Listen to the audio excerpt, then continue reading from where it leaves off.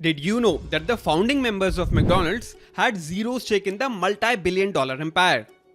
McDonald's was started back in 1940 by two brothers, Maurice and Richard McDonald, but it remained a standalone restaurant for the next 14 years. It was in 1954 when Ray Kroc, the person who actually scaled it into a global fast food giant, saw their restaurant for the first time and realized the potential of this new fast food restaurant. Initially, he proposed a franchise model to the McDonald's brothers and started aggressively expanding all across the US. But when the brothers and Ray started having disagreements over expansion and control, Ray Kroc came up with an idea that remains controversial to this day. He found out that the brothers had not trademarked the McDonald's name for all states in the US. Taking advantage of this blunder, Kroc created a new company and named it McDonald's Corporation and trademarked the name for himself. The brothers, on the other hand, were left absolutely stunned.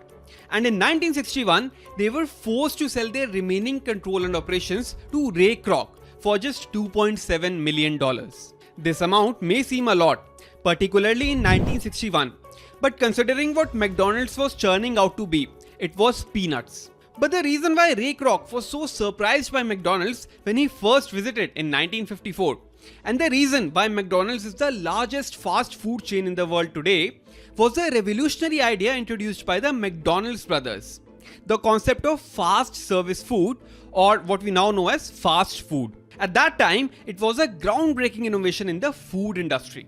Before that, you only had your traditional restaurants, where food was cooked on order, leading to longer wait times for customers. But by standardizing the process and introducing a limited menu with just a few items like burgers, fries, and milkshakes, the brothers were able to give the process the efficiency of an assembly line and make food incredibly fast. And this uniformity and speed also meant that the taste was consistent and the price was affordable. While many other chains have replicated this model in the recent years, like Burger King and KFC, McDonald's remains the largest fast food chain in the world with over 38,000 stores worldwide. Now, one of the takeaways for you is definitely the importance of protecting your IP. Something that a lot of business owners tend to neglect. But more importantly, it is the power of innovation. The power of leaping from 0 to 1. When you bring in a change so revolutionary that it changes the face of an entire industry forever. And there is one company that has managed to do the same thing to the movie and entertainment ticketing system in India. And that company is BookMyShow. It is the largest ticket aggregator in India with a valuation of nearly $1 billion. And it is an absolute leader in the market. While PVR Inox has a market share of 6%, PayTM has a market share of 13%. BookMyShow alone has a market share of 78% of the movie ticketing business in India. And this is even after PayTM's omnipresence as a payments platform, where it already has an app that is trusted by 45 crore Indians. And all of this is while breaking the traditional norms of focusing on growth over profit, as it has been profitable for most of its existence. So the question here is, do you know how BookMyShow managed to turn into an absolute monopoly in India? And why hasn't PayTM been able to dethrone it even after having such a strong presence in the country? My name is Shankar and I am going to help you learn how BookMyShow became the monopoly that it is today. BookMyShow was started by Ashish Hemrajani back in 1999. At this time, the movie ticket booking scenario was very different than what it is today. If you are someone who was born before the 1990s, you would remember how different the landscape was before internet exploded in India. At that time, single screen theaters were more common than multiplexes. And to buy a ticket, the only way was to physically go to the theater and purchase a ticket. What this meant was that you had to reach significantly earlier than the start of your movie and buy the tickets in advance. And even after reaching early, you had no control over choosing the seats.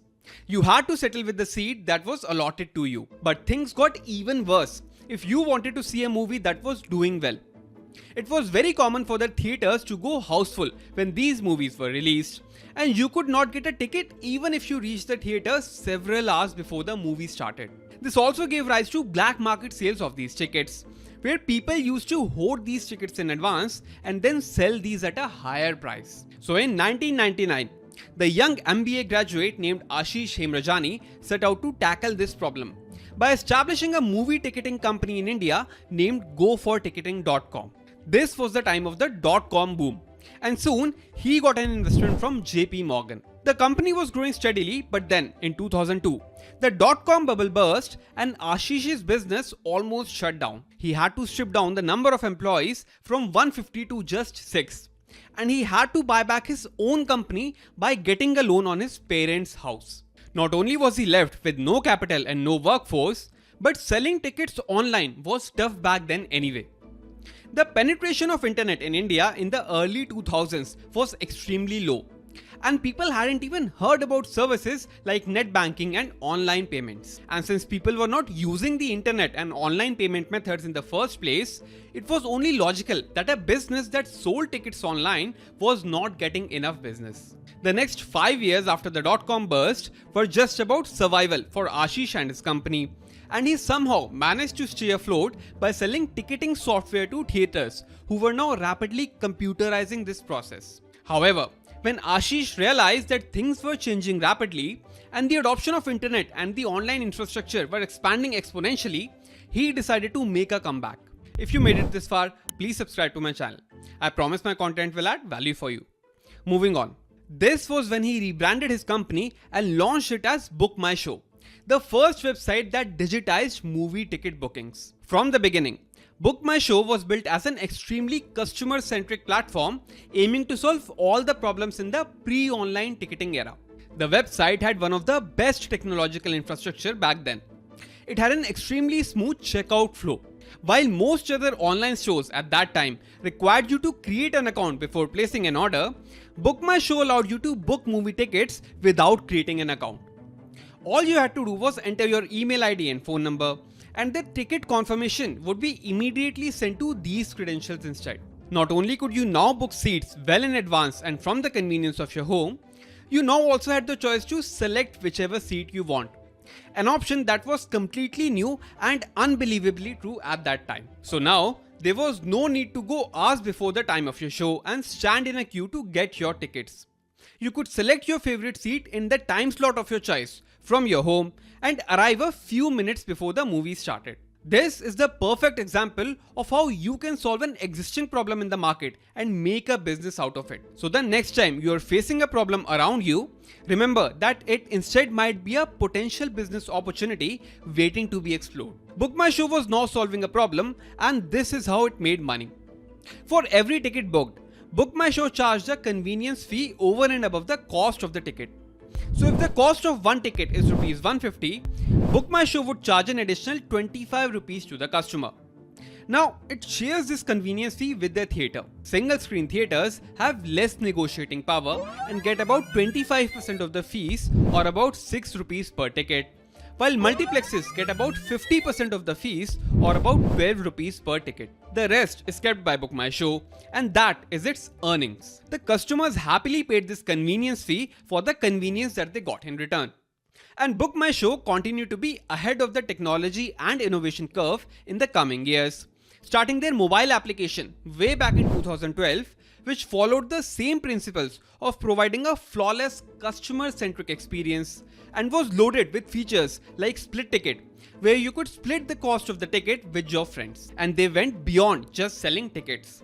They added features that significantly enriched the user experience, like trailers, reviews, and exclusive interviews right there in the app itself. And realizing the power of technology and analytics, they use their customer data to provide tailored recommendations to each and every user on their platform. Now, when it comes to marketing, to get the first few users and reach critical mass, BookMyShow ran lucrative loyalty and reward programs. They provided discounts to onboard those critical first few customers around which they would build their business. But BookMyShow had a much larger vision in mind. After having established a proof of concept and a working platform for movie tickets, they started focusing on getting more customers to buy more services from them.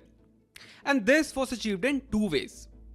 While they were initially present in just a few major cities, BookMyShow increasingly started expanding its footprints to different parts of India, expanding to Tier 2 and Tier 3 cities.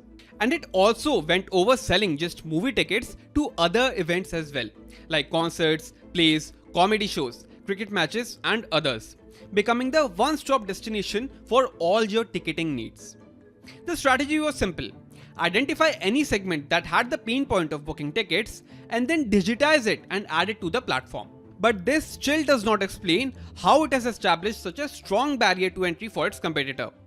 You might be wondering how even a company as big as PayTM has only managed to bite off just 13% of the market share, right? Well, that is because it has now successfully leveraged its size and dominance to literally establish a monopoly. Pay attention here because this is the perfect example of the importance of scale and how you can leverage your size and scale to turn yourself into a monopoly. BookMyShow has exclusive contracts with the majority of its theatres, which blocks them from selling their ticket on any other platform. And as a part of this contract, BookMyShow also literally offers these theatres money in the form of deposits that they can keep just like that. So even if a competitor comes up and tries to onboard a theatre on its new platform, it can't. The theatre owner is not willing to give up that free chunk of money that it received from BookMyShow. And even if the owner would be willing to give up the money, he is legally restricted by the contract that I just mentioned, so he can't switch even if he wants to. The monopoly is so evident that the Competition Commission of India had even launched an investigation against BookMyShow, precisely for this practice of having exclusive contracts with theatres. It was on the complaint of an activist who was trying to run his own ticketing platform named Showtime, who alleged that even when he was offering to reduce the convenience fee by half, the theatre owners were still refusing to sell on his platform precisely because of their contract with BookMyShow. While you can let me know whether this can be termed as an abuse of its position or not, this definitely explains how BookMyShow has been able to establish a barrier to entry so high that even a giant like PayTM is unable to pierce it. And the final lesson for you from BookMyShow is the importance of frugality. As I said, BookMyShow has been EBITDA positive for most of their journey, as the founder has already seen tough times during the dot-com bubble burst. And he believes in keeping the unit economics positive. They reuse pens, switch on only alternate light bulbs, and keep the ACs in the office at 24 degrees. So it really is no wonder that they know how to make a profit. If you made it this far, please share this video with one person who you know uses BookMyShow. Subscribe here and follow me on LinkedIn. The link is in the description below. Until I see you in the next video, goodbye.